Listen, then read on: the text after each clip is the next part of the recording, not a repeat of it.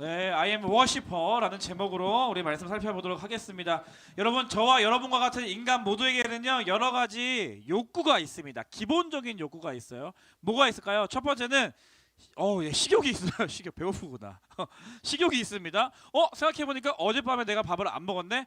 오늘 아침에 내가 늦잠 자가서 예배 오느라고 아침을 못 챙겨 먹었네 하는 친구들은 지금 이 시간이 어때요?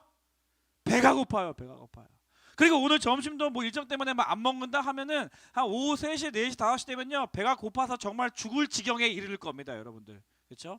그래서 어제 저녁에도 안 먹고 오늘 아침에도 안 먹고 배가 고픈 친구들은 지금 뭐가 생각나요? 뭐가 생각나? 덮밥? 초밥? 또 떡볶이? 국밥? 나 국밥 좋아하는데. 또 마라탕. 허연목, 배고플 때 허연목살만 생각나는데. 거짓말했어요. 회개하시기 바랍니다. 네. 아무튼 막 그런 음식들, 먹고 싶은 음식들이 생각나잖아요. 이게 이제 식욕이에요. 식욕. 인간의 기본적인 욕구. 배가 고프면 밥을 먹고 싶어하는 욕구가 막 일어나는 거죠. 목사님 예배 드리는데 살짝 정직하게 조금 이런 생각 났어요. 삼겹살 생각났어요. 저 서현역에 보면 고기 두툼하게 생삼겹살 집이 있어요. 소뚜껑에 불판에 취 하고 올리면요, 기가 막히게 고기 냄새가 옷에 다 배겨요. 그래서 신방 갈 때 좀 미안해요. 그래서 그 고기를 노릇노릇 사각형으로 다 이렇게 굽다 보면은 고기가 있지 않겠습니까? 그럼 고기가 나보고 나 좀 잘라주세요 그래요. 그럼 가위로 쏙쏙쏙쏙 자른 다음에요, 그 테두리에 올려놓았던 김치와 콩나물과 그 돼지기름 맛에 팍 배워가지고 그냥 그거를 이제 상추에 그 어떤 놈을 먹을까 고민한 다음에 얘가 나를 잡수세요. 많은 애들을 이제 이렇게 젓가락으로 집어서 상추에 올리고, 저는 마늘을 좋아해요. 쌈장을 듬뿍 찍어 먹는 거 좋아해요. 마늘 쌈장 듬뿍 찍어서 파절이 죽어서 상추에 이렇게 예쁘게 말아서 입 크게 벌려서 아웅! 아침을 제가 많이 안 먹은 것 같아요. 이게 식욕이에요. 식욕. 맛있는 거 먹고 싶은 욕구. 기본 욕구입니다. 그런가 하면 두 번째로는 식욕 다음에 또 뭐가 있을까요? 너 왜 이렇게 내 설교 내가 뭔 거 보고 있는 거 아니니? 두 번째는 수면욕이 있어요. 수면욕. 잠을 안 자면 사람이 너무 막 자고 싶은 거예요. 여러분들 주일날 아침에 요 시간에 날씨가 이제 따뜻해지면서 뭔가 따뜻하면서 뭔가 사람이 많이 몰려 있으면서 졸음이 살살 오르는 친구들이 있어요. 그런 친구들은 열이면 9은 어제 밤 늦게까지 뭘 하다가 잠을 많이 안 잔 친구들이에요. 안 잔 친구들이에요. 예. 그래서 하품을 왜 안 하면, 하품을 왜 하는지 알아요? 하품을 이제 여러분들이 피곤하고 잠을 많이 자서 많이 피곤하면 산소가 이제 많이 부족해진대요. 그래서 하품을 해서 신선한 산소를 몸속으로 들어오게 한다고 합니다. 눈이 감기는 친구들, 하품하는 친구들, 눈이 감기는 친구들 아직은 많이 없는 것 같아요. 원래 눈이 작은 친구들이 있는데 자고 있는 친구들 없는 것 같긴 한데요. 예, 이게 수면욕이에요. 수면욕. 그런가 하면 세 번째, 성욕. 그래, 좋아. 맞아요.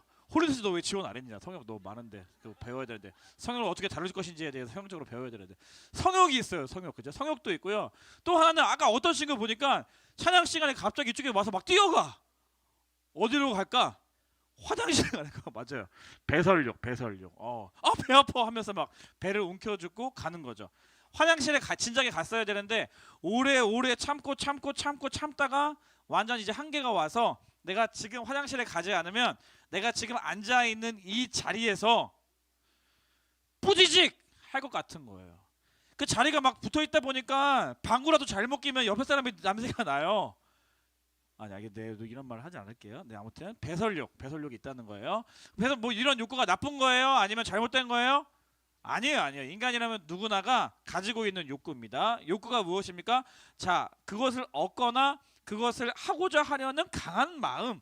네, 강한 마음이 바로 욕구라고 할 수가 있는데, 사실은 이러한 욕구가, 기본적인 욕구가 있기 때문에 우리가 생존할 수 있는 거예요. 밥을 안 먹으면 피부가 노화된다고 합니다. 그러니까 밥을 안 먹으면 뇌에 뭐가 부족해가지고 뭐 프로세닌인가 뭐 이런 거 없어가지고 금방 죽는데요. 근데 죽지 않기 위하여서 밥을 안 먹었으면 밥을 먹고 싶어하는 식욕을 통해서 밥을 먹어서 우리 몸에 영양분을 공급하는 거잖아요. 그래서 기본적인 이런 욕구들이 너무나 생존에 있어서 중요하다는 거예요. 그런데 성경에는 보면요, 여러분, 이러한 생리적인 욕구뿐만 아니라 더 고차원적인 인간의 욕구가 있다라고 이야기합니다. 그것은 바로 영원을 사모하는 욕구예요. 전도서 3장 11절 말씀, 하나님이 모든 것을 지으시되 때를 따라 아름답게 하셨고 또 사람들에게는 영원을 사모하는 마음을 주셨느니라. 그 영원이 그 빵원이 아니라 그 이터널 이렇게 영원 이렇게 알겠죠? 예, 히브리어로는 이제 올람이라는 뜻인데 아무튼 그 영원을 사모하는 마음이 있어요. 그래서 우리 인간에게는 죽지 않고 살고 싶은 생존의 욕구가 기본적으로 있단 말이에요. 근데 이 영원이라는 개념은 사실은 인간에게 허락된 주어져 있는 건 아니죠. 오직 하나님만이 하나님께만 가능한 개념입니다. 여기서 올람이라는 영원하다라는 뜻은 하나님께서 창세기에 자기 스스로가 어떠한 하나님이신지 계시하여 주실 때 엘 올람 나는 영원한 하나님이다 라고 알려주신 적이 있거든요. 그래서 영원이라는 원래 개념은 하나님께만 가능하다는 개념이에요. 그러니까 유한한 인간에게 무한한 하나님을 찾고자 하는 갈망을 주셨다는 거예요. 영원을 사모하는 마음이 우리 안에 있다는 것은 유한한 한계가 많은 우리들에게 무한한 하나님을 찾고자 하는 갈망이 우리 안에 있다. 그리고 창조된 인간에게는 우리를 창조하신 창조주 하나님을 만나기 원하는 마음을 깊은 내면 속에 가지고 있다라는 것입니다.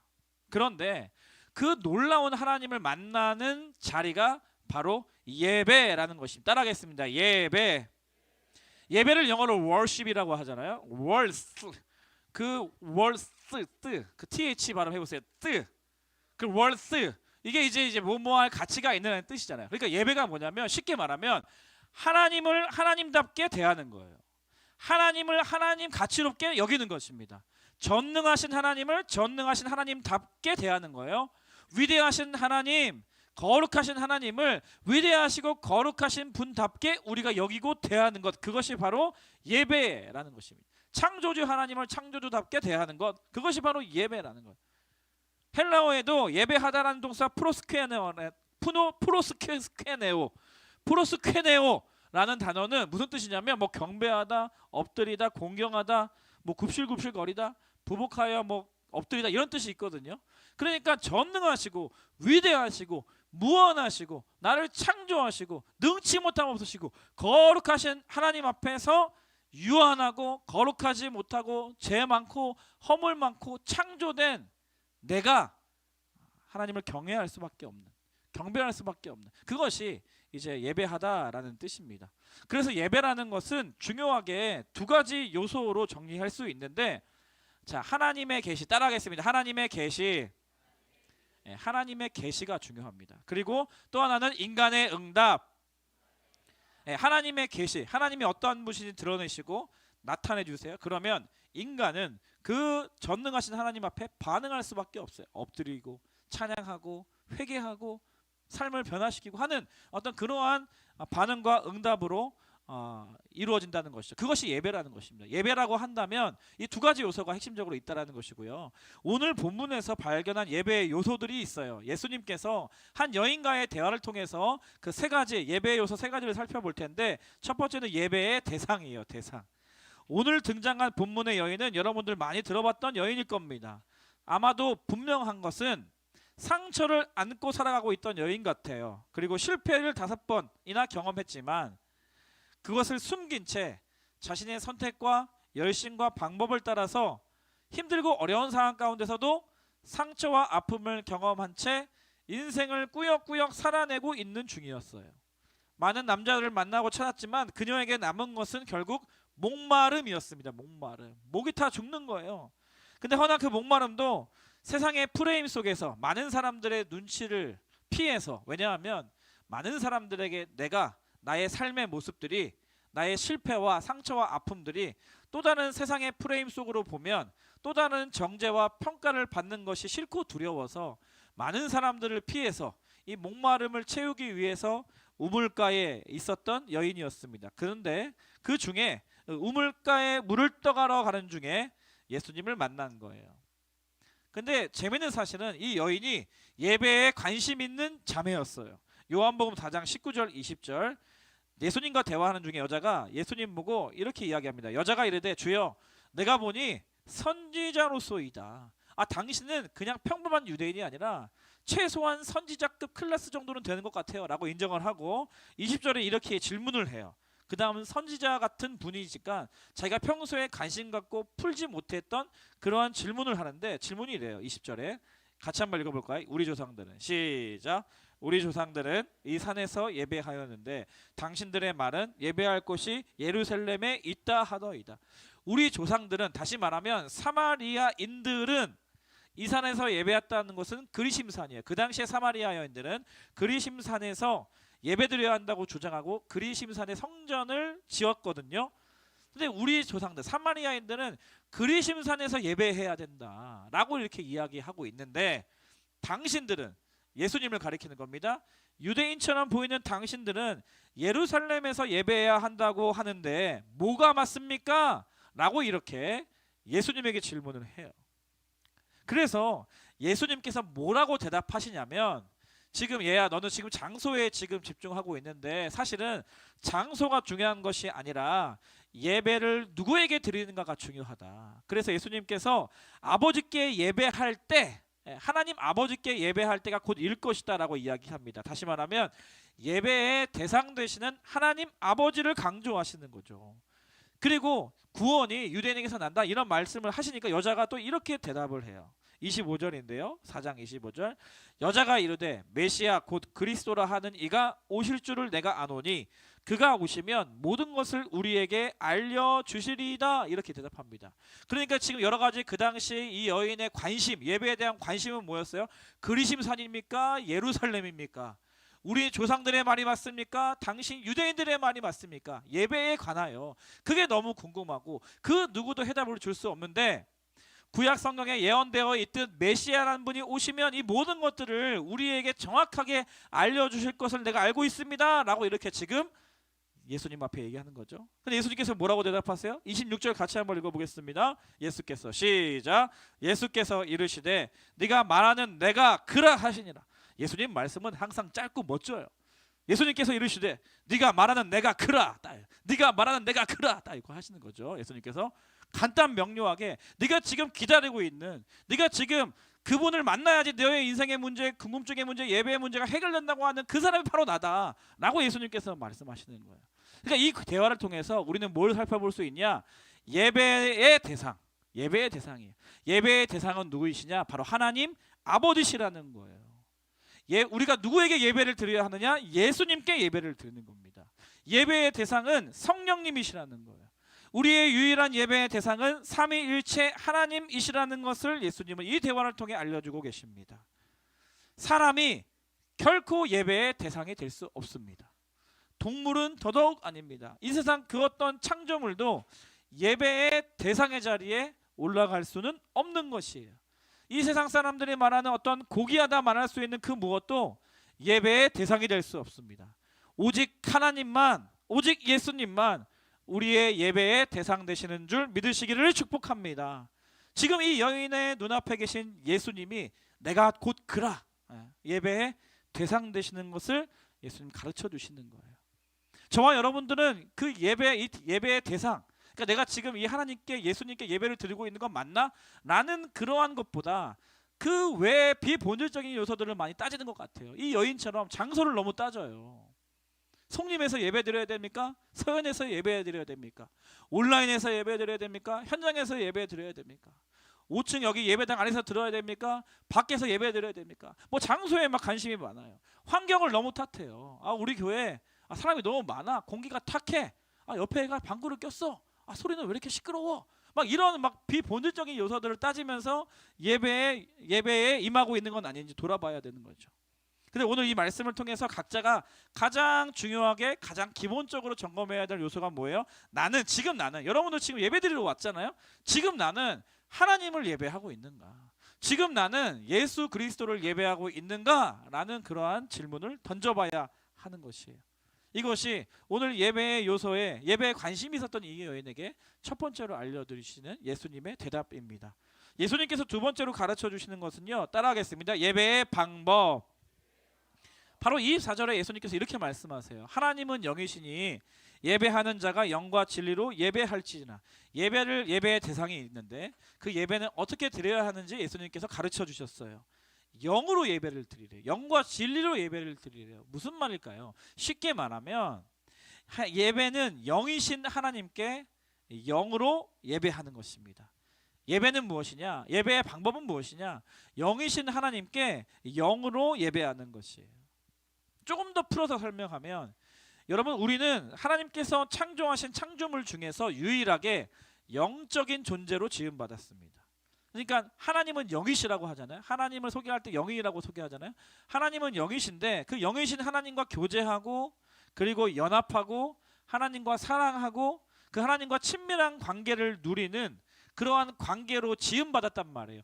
다른 창조물들은 그렇지 않아요. 다른 창조물들은 하나님과 교제하고 연합하고 막 사랑하는 관계가 아니라 그냥 피조물과 창조물과의 관계예요. 하나님이 저리 가 하면 저리 가야 되고, 하나님의 빛이 있으라 하면 빛이 있어야 되고, 하나님 너 저기 나눠줘라 하면 나눠줘야 하는 그러한 종과 주인과의 관계로 하나님 관계하시는데, 특별히 마지막 날에 창조하시고 하나님의 형상으로 지음받은 우리 인간은 영적인 존재로 지으셨어요. 그래서 이 영적으로 하나님과 교제하고, 하나님과 대화하고, 하나님과 소통하고, 하나님과 연합하고, 하나님과 사랑을 나눌 수 있는 그러한 특별한 존재로 지음 받았단 말이에요. 그리고 그렇게 영으로 하나님과 교제하면서 하나님의 뜻을 잘 알고 하나님의 마음을 잘 알아서 우리 하나님의 대리자로서 우리가 거하는 모든 곳 가운데서 하나님의 뜻을 펼치며 하나님의 나라를 이루어가도록 하나님께서 우리 인간을 그렇게 지으셨단 말이에요. 그러니까 영과 진리로 예배하는 말 중에서 영은, 하나님은 영이시기 때문에 네가 영적인 존재로 지음받은 것처럼 영으로 하나님께 예배하라라는 것입니다. 진리는 무엇입니까? 성경에서 말하는 진리는 요약하면, 성경 전체를 보면 두 가지로 요약할 수 있어요. 진리는 하나님의 말씀이에요. 하나님의 말씀이 진리입니다. 변하지 않는 하나님의 말씀이 진리이고, 그리고 그 말씀이 육신이 되어 이 땅 가운데 오신 예수 그리스도가 진리이세요. 다른 진리는 없습니다. 다른 계시는 없습니다. 하나님의 말씀, 그리고 그 말씀이 육신이 되어 이 땅 가운데 오신 예수 그리스도가 진리이신 거예요. 그래서 이 영과 진리라는 말이 좀 어려울 수 있는데, 이 영과 진리라는 말이 너무 잘 어울리는 분이 계세요. 바로 성령님이십니다. 성령님. 요한복음 14장 17절에 보면 성령님을 어떤 분으로 소개하냐면, 그는 진리의 영이라. 따라하겠습니다. 진리의 영. 성령님을 진리의 영으로 소개해 주세요. 예수님께서. 그런데 그분이 계시는데 세상은 능히 그를 받지도 못하고 보지도 못하고 알지도 못하지만 너희는 안 돼요. 너희는. 그러니까 예수 그리스도를 믿는 자들에게는 예수 그리스도의 영, 하나님의 영을 부어 주시는 거예요. 그리고 예수 그리스도, 그러니까 십자가를 통과한 사람들은 하나님의 영으로 말미암아 영적인 하나님께 예배할 수 있다라는 것이죠. 이것은 곧 태초에 창조하신 그 영적인 예배의 회복을 의미합니다. 그러니까 사실 예배라는 것은요, 예수 그리스도를 믿고 성령을 받은 사람이 참된 예배를 드릴 수 있어요.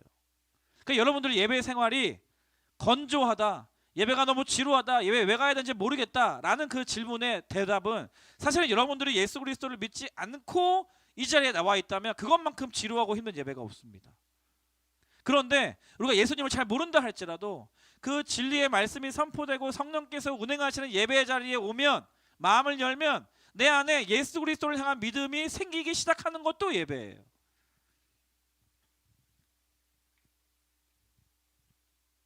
그래서 여기까지 정리하면 예배란 무엇이냐?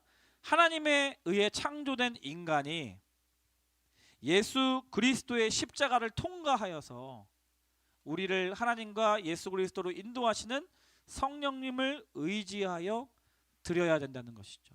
지금까지 했던 말을 정리하면 이렇다는 거예요. 하나님에 의해서 창조된 인간이 예수 그리스도의 십자가를 통과해서 우리를 진리의 길 가운데로 영과 진리의 예배로 인도해 주시는 성령님을 의지해서 드리는 방법이 참된 예배의 방법이다라고 할 수 있다라는 것입니다. 그런가 하면 예수님께서요, 이 예배의 대상, 예배의 방법에 대해서 가르쳐 주신 다음에 예배의 시기에 대해서 말씀하십니다. 예배의 시기는 언제냐? 지금이 곧 그때라. 이렇게 예수님 말씀해 주세요. 지금이라는 거. 지금 예배해야 된다. 지금 예배해야 된다. 목사님, 이번 주는 제가 바빠서 다음 주부터 열심히 드릴게요. 예배. 땡! 선생님, 시험 기간이라서 제가 진짜 공부를 열심히 해야 되거든요. 그래야지 엄마가 아빠가 핸드폰 산다고 했거든요. 그래서 제가 시험 기간만 진짜 끝나면 진짜 제대로 진짜 예배 열심히 드릴게요. 땡!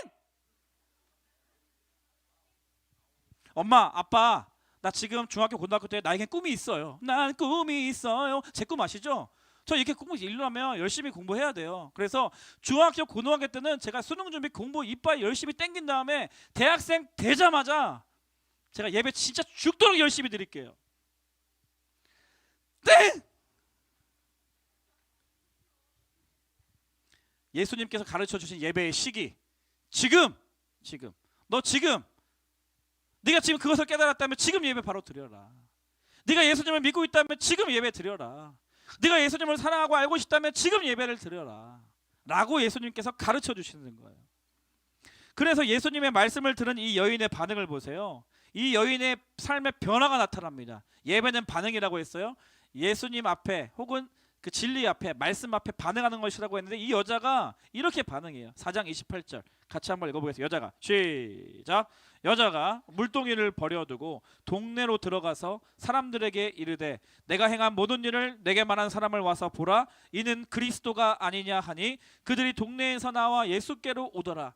지금 이 여인은 인생의 목마름을 가지고 지금 우물 곁에 물을 뜨러 왔단 말이에요. 그 여자에게 필요한 것은 지금 당장 필요한 것은 마실 물이었단 말이에요. 그런데 이 여자가 그 우물 곁에서 예수 그리스도 참된 진리이신 메시아를 만나고 나서 하나님의 말씀, 하나님의 계시, 진리 되신 예수 그리스도를 만나니까 이 여자의 반응이 물동이를 버려뒀다는 거예요. 지금까지 살아온 삶이랑은 완전히 반대되는 삶인 거예요. 지금까지는 물동이만 들고 물을 얻기 위해서 애쓰는 삶을 살았는데 그 참된 하나님의 말씀이요 예수 그리스도를 만나니까 그 앞에 묵도하니까 대면하니까 물동이를 버려뒀대요. 그리고 나서 동네에 들어가서 예수 그리스도를 전하기 시작한 거예요. 자기가 경험한 예수님을 이야기하기 시작한 것입니다. 지금까지 이 여인은 한 번도 동네 사람들에게 메시아에 대한 얘기는 안 했을 거예요.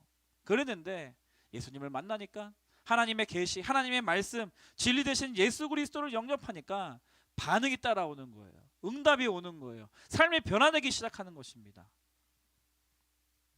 그래서 오늘 말씀을 마무리하면서 여러분들에게 두 가지 정리해드리고 싶어요. 적용해드리고 싶어요. 첫 번째, 지금 최고의 예배를 드리라는 거예요. 여러분들 각자의 예배자잖아요. 지금 예배하러 왔잖아요. 여러분이 각자가 하나님 앞에 지금 최고의 예배를 드리라는 거예요. 목사님이 저 뒤에서 이제 찬양할 때 여러분 뒷모습을 봐요. 누구는 참 어깨가 좁구나. 누구는 어깨가 넓구나. 누구는 좀 머리가 좀 크구나. 저 머리 큰 사람 되게 좋아하거든요. 귀여워서. 뭐 그렇게 이제 하다가 가끔씩 혼자서 이제 뒤에 찬양하고 애들 뭐 인사하고 막 분주하게 하다가 가끔씩 막 울컥울컥 할 때가 있어요. 어떨 때냐면 이 예배가 우리에게 너무나 소중하구나. 이 예배가 너무나 소중하게 느껴질 때가 있어요. 매주 반복적으로 드리는 예배인데 이 예배가 진짜 너무나 소중하구나 느낄 때가 있어요. 그러니까 여러분들과 함께 이 502호에서 드리는 이번 한 주의 그 주일 예배가 너무나 소중하구나, 너무나 귀하구나. 제가 F거든요. 감정적으로 막 느낄 때가 있어요. 한국 교회에 보면 어느 교회에서 이렇게 중등부 아이들이 이렇게 뭐 1부, 2부 합쳐서 400명이나 되는 아이들이 어디서 이렇게 많이 예배를 드리겠냐고, 전국에 몇 교회나 되겠냐고 너무나 감사한 거예요. 울컥울컥해요 가끔씩. 너무 귀하고 여러분들이 이 자리에 와 있는 것만으로도 너무나 귀하고 감사해서. 그런데 또 한편으로는 부담이 돼요. 걱정이 돼요. 우리 예배 이대로 괜찮을까? 여러분들 이제 찬양할 때 보면은 찬양을 안 부르는 친구들이 있어요. 그래서 궁금한 거야. 쟤는 찬양을 안 부르네? 그러면 오늘 그냥 온 건가? 아니면 엄마가 가라고 해서 왔나? 아니면 마음속으로 부르고 있나? 내가 함부로 판단할 수는 없잖아요. 보이는 것만으로. 근데 찬양은 마음속으로 허밍하는 게 아니라 입술을 열어서 소리를 내어서 선포하는 게 찬양이거든요. 그래서 저 친구는 찬양을 왜 안 하지? 모르는 찬양이라서 그런가 보다. 이렇게 넘어갔어. 근데 인내 속 시간이 됐어. 다 함께 일어나셔서 이렇게 한단 말이죠. 왜 맨날 똑같은 반복의 찬양을 부르는지 아세요? 여러분들 너무나 여러분 세뇌시키는 건 아니에요. 근데 똑같은 찬양을 통해서 여러분들 익숙해지면, 가사가 익숙해지면 여러분 조금 더 자유롭게 하나님 예배의 대상 되신 하나님을 생각하면서 그 하나님께 예배할 수 있도록 돕기 위해서 매일 반복적으로 인내성을 배치해 두는 거거든요.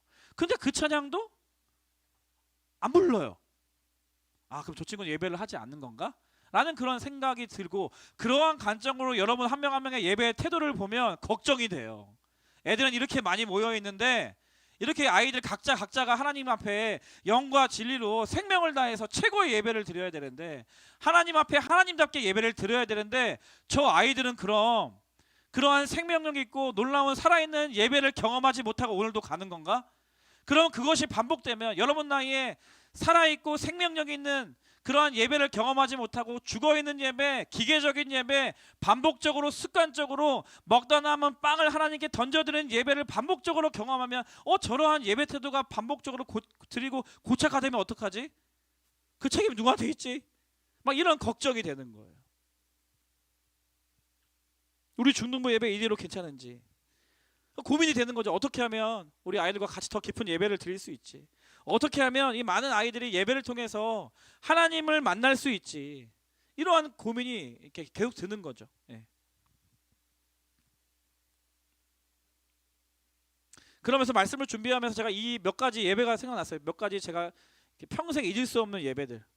20살에 제가 대학생에 대해서 처음으로 국내 단기 선교를 갔는데 정말 시골 지역이었어요. 예. 정말 시골이었고 산동네에 몇십 가정이 모여 사는데 그 곳에 조그만 컨테이너 박스 위에 십자가가 달려있는 교회였어요. 근데 그 교회의 자초지종을 들어보니 목사님이 안 계세요. 너무 동네가 작아서, 그리고 산골 지역이어서. 그래서 주일날 예배는 이제 그 지역에서 교회를 섬기시는 목사님들이 순환해서 한 번씩 설교하러 와주시고, 나머지는 이제 그 교회를 섬길 수 있는 목회자가 없는 교회예요. 근데 이 교회가 아직까지 어떻게 유지가 됐냐면요, 그 교회를 지키고 계신 80대 90대 할머니 세 분이 계셨어요. 그분 매일과 같이 목사님도 안 계셔, 뭐 반주자도 없어, 뭐 보일러도 안 들어와. 그런데 그 컨테이너 박스 교회에 모여서 세 분이 하루도 빠지지 않고 새벽 기도를 지켜내시는 분이셨어요. 수요 예배도 자기들끼리 드려요. 본인들끼리. 그래서 제가 그 전도회에 가서 그 할머니들을 뵀는데 얼마나 할머님들을 보는 것이 얼마나 감동적인지. 그래서 그 교회에서 이제 예배도 섬겨드리고 기도도 해드리고 막 마사지도 해드리고 왔거든요. 근데 그 할머니들의 표정을 제가 잊혀지지가 않아요. 오래 전이라서 아마 하늘나라에 가셨을 거예요. 근데 얼마나 아름다우시고 얼마나 예쁘시고 얼마나 고마워하시는지, 그 할머니들과 같이 조그맣게 그 컨테이너 박스 교회에서 예배를 드리는데 그 예배가 얼마나 하나님의 임재가 느껴지는 예배였는지 몰라요. 잊혀질 수가 없어요. 20살에 처음 전도여행 가서 그 시골 컨테이너 박스에 그 교회를 지키고 계신 할머니들과 같이 예배드렸던 기억 잊혀지지가 않습니다. 목사님 군 장교 생활할 때 포천 지역에서 군 생활을 했거든요. 우리 부대에 이제 대대급이면 한 600명, 700명 정도 되는 부대에 조그만 교회가 PX 옆에 있었어요. PX는 되게 막 아이들이 왔다 갔다 많이 하는데 그 교회는 주일날 예배 시간에만 여는 그런 되게 허름한 교회예요. 건물도 되게 낡았고 거미줄도 많이 펴 있고요. 그랜드 피아노 오래된 거 조율 안 되는 피아노 한 대 있고요. 그런 되게 허름한 교회였는데 주일만 되면 그래도 그곳에 몇십 명이 모여서 예배를 드렸거든요. 근데 한 번 예배를 또 드리는데 제 옆에 앉은 이 병사, 그 군인이 엄청 찬양을 크게 하는 거예요. 그러니까 여러분들보다 엄청 찬양을 크게 하니까 좋잖아, 멋있잖아. 근데 엄청 찬양은 크게 하는데 음이 틀려. 음이 안 맞는 거야. 하필 하나님께서 이 형제에게는 찬양의 은사를 안 주셨나 봐. 엄청 크게 부르는데 음이 막 이렇게 안 맞으니까 처음에는 내가 신경 쓰지 말아요. 하나님께만 집중해야지 막 이렇게 했는데 계속 신경이 쓰이는 거예요. 내 옆에서 크게 엄청 부르는데 음은 안 맞으니까. 제가 귀가 되게 나는 고급 귀예요, 제가. 그래서 삑사리 나거나 음이 안 맞으면 굉장히 거슬립니다. 제가 티는 안 내고 있지만 아무튼. 그런데 마음이 너무 어려웠어요. 그러다가 제가 그 예배를 통해서 정말 제 내면의 성령께서 말씀해 주신, 깨닫게 해주신 그런 마음, 제 예배보다 이 형제의 예배를 하나님 훨씬 더 기쁘게 받으신대요. 그걸 제가 깊이 깨달았어요. 네. 그래서 제가 이 친구를 위해서 기도해주고, 그렇구나, 예배라는 것이 사람들의 어떤 기준과 외향적인 것들로 판단해서는 안 되고 받으시는 하나님 입장에서 예배가 어떠한지 하나님께서 평가하시는구나, 받으시는구나 라는 것을 제가 깊게 경험하게 된 그런 예배였어요. 목사님 아버지가 돌아가시기 전에 우리 가족끼리 방에 4명이서 둘러 앉아서 찬송가 펴놓고 드렸던 예배가 또 생각이 났어요. 그 예배는 뭐랄까요? 되게 특별한 예배였죠. 뭐 반주가 있는 것도 아니고 그다음 회중들이 많이 있는 것도 아니고 그냥 찬송가 한 장 펴놓고 같이 기도하고 찬양하고 하는데 온 가족들이 눈물을 콧물 흘리면서 하나님께 얼마나 부르짖어 기도하면서 임재를 경험했던 예배가 있는지 몰라요. 이런 작은 예배들 되게 볼품없고 규모도 작지만 하나님이 기쁘게 받으셨던 그 예배 경험들이 막 떠오르는 거예요. 반면에 우리들의 예배는 어때요? 여러분들 교회 올 때 부모님 다 좋은 차 타고 오잖아요. 편하게 오잖아요. 엘리베이터 버튼 5층 누르고 오잖아요. 엘리베이터 타고 편한 의자에 앉아서 세련되게 얌전하게 예배 드리고 있는 여러분들의 모습을 하나님께서 과연 기뻐 받으실까? 이러한 문제 제기, 이러한 질문이 제 안에 있어요. 저는 여러분들의 예배를 하나님께 다 받아주셨으면 좋겠고 하나님께서 여러분들이 받으실 만한 예배를 여러분들이 매주 드렸으면 좋겠어요. 근데 과연 정말 여러분들의 예배를 받으실까?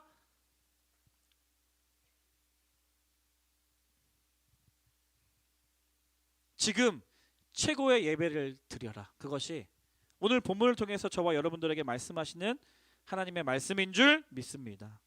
그런가 하면 두 번째 적용점, 삶을 예배로 연결을 하는 거예요. 삶의 지점들마다, 삶의 순간순간들마다 어떻게 해서든 예배의 자리로 연결하는 도구로 삼으라는 겁니다. 그러니까 여러분도 인생 살다 보면 기쁠 때 있고 힘들 때 있고 또 행복할 때 있고 추울 때 있고 따뜻할 때 있고 기억하고 싶지 않은 경험을 하고 있는 때가 있잖아요. 특별히 여러분 가운데 고난이 주어진다면, 특별히 여러분의 삶 가운데 어떠한 아픔을 경험하게 된다면, 특별히 여러분의 삶 가운데 상처와 고통을 느끼고 있는 때라면 그 시간을 예배의 자리로 나아가는 기회로 삼으라는 거예요. 하나님께서 왜 고난을 허락하셨습니까? 하나님께서 왜 그러한 아픔과 상처를 겪게 하셨습니까? 그 고난과 아픔과 상처를 예배의 자리로 나오는 그러한 연결 도구로 사용하라고 주신 줄 믿습니다. 그래서 여러분 말씀 마무리할게요. 고난이 올 때 예배하십시오. 어려울 때마다 여러분 딴 거 하지 말고 각자가 지금 그런 어려움을 극복하기 위한 방법을 가지고 있잖아요. 근데 어려움이 찾아올 때마다, 고난이 찾아올 때마다, 억울한 일을 당할 때마다, 또 눈물 흘릴 일이 있을 때마다, 그리고 더 이상 내가 할 수 있는 게 아무것도 없구나 깨달을 때마다 예배의 자리로 나가십시오. 그 모든 시간들을 통하여서 하나님 여러분들의 예배를 더 깊게 하시고 또 영과 진리의 예배를 가르쳐 주실 뿐만 아니라 여러분들의 예배를 받으시고, 그래서 그 예배자로 살아가도록 하나님께서 저와 여러분들을 인도해 주실 줄 믿습니다. 예수님께서 그러한 예배자를 찾고 계시대요. 각자의 자리에서 정말 마음을 다해서 영과 진리로 예배하는 예배자, 그러한 예배자들 다 되시기를 주님의 이름으로 축원합니다. 다 일어나 볼까요? 우리 이 찬양 같이 불러보겠습니다. 진리의 영이신 성령님이 예수 그리스도를 믿는 자들에게 허락되었습니다. 그 성령님 찬양하며 의지하며 함께 예배하며 나가겠습니다. 허무한 시절 지날 때, 깊은 한숨 내쉴 때, 허무한 시절 지날 때, 깊은 한숨 내쉴 때, 그런 풍경 보시며 탄식하는 분인데, 그와 같이 너희를 버려두지 않으리. 내가 너희와 영원히 함께하리라. 2절로 고백할까요? 억눌린 자 갇힌 자, 억눌린 자 갇힌 자, 자유함이 없는 자, 피난처가 되시는 성령님께 아멘. 우리를 예배의 자리 가운데 인도하시는 주의 영이 계신 곳에 참 자유가 있다네. 그분 어떤 분이십니까? 진리의 영이신 성령이 오셨네. 성령이 오셨네. 성령이 오셨네. 성령이 오셨네. 내 주에 보내신 성령이 오셨네. 우리 인생 가운데 그 영인을 찬양하신 예수님처럼 친히 찾아오셔서 그 나라 꿈꾸게 하시네. 우리 한 번 더 고백합니다. 성령이 오셨네. 성령이 오셨네.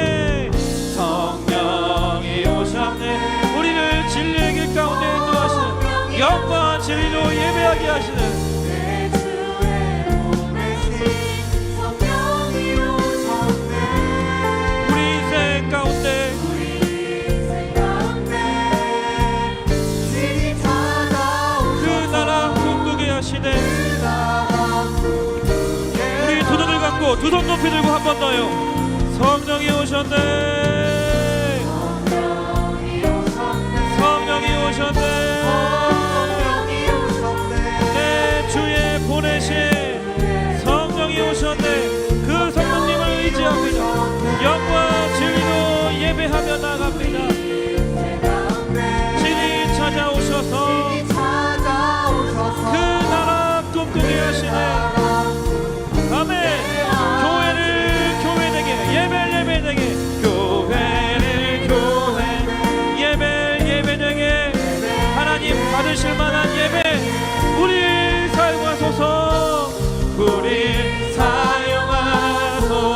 진정한 부흥의 날, 진정한 부흥의 날 여기 임하도록 우리를 사용하소서. 함께 이렇게 고백합시다. 성령 안에 예배하리라. 할렐루야. 성령 안에 예배하리라. 자유의 마음으로 사랑으로 사역하리라. 사랑으로 사역하. 교회는 생명이니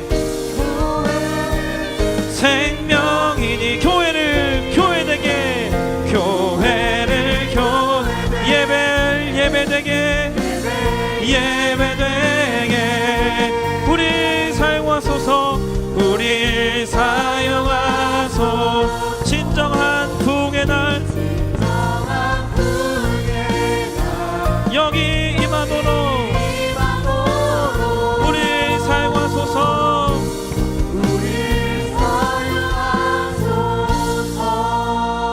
여러분 진지하게 여러분의 태도, 예배의 태도, 예배에 임하는 자세, 그 누구보다 여러분들이 잘 알고 있습니다. 여러분들이 매주마다 드리는 그 예배를 하나님 받으실만 하신 예배입니까? 여러분들은 지금 영과 진리로 예배하고 있습니까? 하나님을 하나님답게 대하고 있습니까? 거룩하신 하나님을 거룩하신 하나님답게 대하고 있습니까? 여러분 스스로 점검해 보십시오. 하나님, 우리 예배 이대로는 안 됩니다. 우리 예배, 각자의 예배가 하나님 사랑하게 하여 주시옵소서. 우리의 각자의 예배를 하나님 받으실 때 받으실 만한 예배가 되게 하여 주시옵소서. 우리 분당우리 교회 중등부 예배가 더욱더 깊어지게 하여 주시고, 우리 중등부의 예배가 하나님 받으시는 기뻐할 만한 예배로 세워 주시옵소서. 우리 주님 한번 부르짖고 각자의 예배를 위하여서, 우리 중등부 예배를 위하여서 통성으로 기도하며 나아가겠습니다. 주여,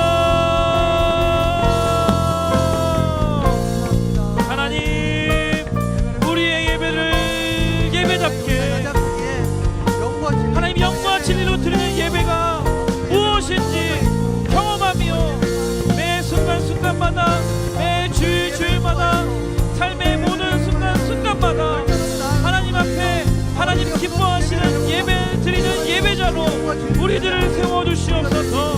하나님 앞에 가장 좋은 것, 가장 최고의 것들을 올려드리는 우리의 예배가 되게 하여 주시옵소서. 하나님을 하나님답게, 위대하시고 전능하신 그 하나님을 전능하시고 위대하신 하나님답게 대하며 영과 진리로 지금 최고의 예배를 주님 앞에 올려드리는 우리의 예배가 되게 하여 주시옵소서. 예배가 회복되면 우리의 삶의 모든 문제들이 풀어지는 줄 믿습니다. 우리의 예배가 회복되면 하나님 우리 가운데 놀라운 부흥을 허락하여 주실 줄 믿습니다. 살아있는 예배, 능력 있는 예배, 하나님을 실제로 경험하는 예배, 치유와 회복과 생명의 역사가 일어나는 예배가 되게 하여 주시옵소서. 오 주님, 오 주님, 우리의 예배가 하나님 기뻐 받으실 만한 예배가 되기를 원합니다. 오 주님, 오 주님, 오 주님. 사랑하는 하나님, 우리 각자를 예배의 자리 가운데로 예배자로 불러주신 줄 믿습니다. 오늘 우리가 평생 드려야 할 그 예배를 다루고, 또 각자가 정말 내가 드리고 있는 지금 예배가 하나님 기쁘게 받으실 만한 예배인지를 묻고 점검하는 시간을 가졌습니다. 하나님, 소망하는 것은 하나님께서 우리를 예배자로 불러주신 예배자답게 하나님 기뻐하실 만한 예배를 올려드리는 우리 한 사람 한 사람이 다 되게 하여 주시옵소서. 우리 분당우리 교회 중등부 예배가 한 번 한 번 예배 드릴 때마다 하나님 기뻐하시는 예배로 넘쳐나는 분당우리 교회 중등부 예배 되게 하여 주시옵소서. 지금은 우리 주 예수 그리스도의 은혜와 하나님 아버지의 다함없으신 사랑과 성령님의 교제, 교통, 충만하심의 역사가 오늘 이 예배를 통하여서 참된 예배자로 살기를 원합니다.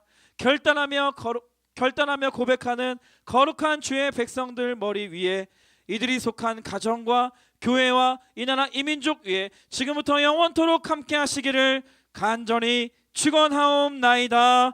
아멘.